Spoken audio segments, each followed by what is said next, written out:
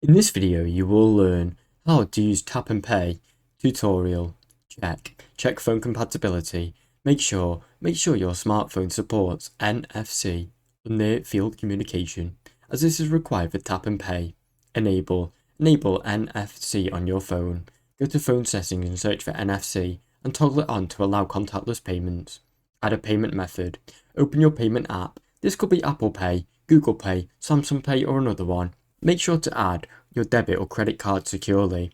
Verify your card. Complete the bank verification process, usually found via SMS code or email. Set up as a default payment. If you have multiple apps, choose your preferred payment method as the default for Tap and Pay option in your phone settings. Tap and Pay. When you check out, simply unlock your phone. Hold it close to the card reader, then wait for confirmation. Now you know how to use Tap and Pay tutorial. Thanks for watching. Don't forget to like and subscribe.